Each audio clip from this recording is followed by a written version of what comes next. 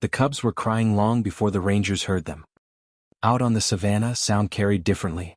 High, sharp, and desperate. The kind of sound that cut through wind and dust and made even birds pause mid-flight. 2 lion cubs crouched beside a low patch of thorn scrub, their fur matted with dust. Each whimper was short and hoarse, the sound of hunger and fear tangled together. Their mother lay a few meters away, her flank rising shallowly, eyes half shut. A deep wound scored her shoulder. The mark of a poacher's snare that had torn loose when she fought to escape. She had survived the night, but barely. Now the sun was climbing higher, and vultures circled overhead in widening loops. The cubs nudged her face, mewing softly. She raised her head, managed a growl that faded into a wheeze, then lowered it again. Across the dry riverbed, a herd of elephants moved in slow procession. Dust rose around their feet like smoke. At their center walked an old matriarch. Scarred, calm, her ears heavy and torn at the edges. She led with a steady rhythm, trunk testing the air, guiding the younger ones through the heat haze. When the wind shifted, she stopped. Her trunk lifted. She smelled something strange. Blood, fear, decay. She turned her head toward it, listening. The herd followed her gaze. A few younger cows rumbled uneasily, their calves pressing close. This was not elephant scent. It was predator danger. But the matriarch didn't move away. She waited, ears spread, weighing the sound beneath the wind. Then it came again. A high, pitiful cry. A cry not of threat, but of need. She took a step forward. The herd hesitated at the edge of the riverbed, their feet sinking into soft dust. The matriarch crossed first, trunk low, tracing the scent trail across the cracked mud. The others followed, uneasy but obedient. When they reached the other side, she saw them. 2 tiny shapes trembling beside a larger one. The lioness lifted her head weakly, golden eyes clouded with pain. She saw the elephants and tried to rise, but her legs failed.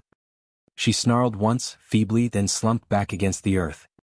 Blood trickled from a bullet wound in her shoulder. The matriarch stopped several paces away. Her herd fanned behind her, snorting softly. The younger cows shifted, uncertain. But the old elephant did not retreat. She rumbled low in her chest, a sound of warning. Not to the lioness, but to what circled just beyond the clearing. Hyenas. 3 of them, thin and patient, crouched behind a termite mound. Their eyes gleamed yellow in the heat shimmer. The vultures above began to spiral lower. The matriarch raised her head and trumpeted once, loud and sharp. The hyenas flinched, scattering back toward the brush. Dust swirled in their wake.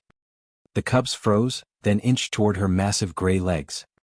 One sniffed the ground, confused, before letting out a soft chirp. The elephant looked down at them, trunk curling slightly. She exhaled, long and steady, a gust that stirred the fur on their backs. Behind her, the younger elephants shifted in a loose circle, forming a wall. The matriarch stepped forward until she stood beside the injured lioness. The lioness opened her eyes again, pupils narrowing against the light. She didn't move this time. Her body trembled once, then stilled.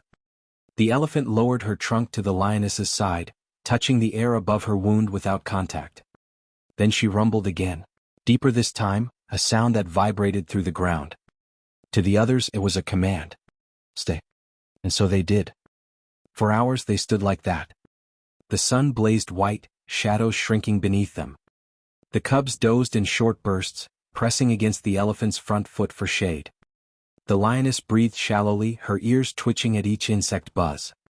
The vultures circled lower, landing now in clusters along the nearby branches. Each time one hopped too close, the matriarch flicked dust with her trunk until it retreated. When hyenas crept back toward the scent, she faced them head-on. Her trumpets shattered the air, sending them scattering again into the grass. The younger elephants grew restless, shifting from foot to foot, trunks touching the calves for reassurance. But the matriarch held her ground.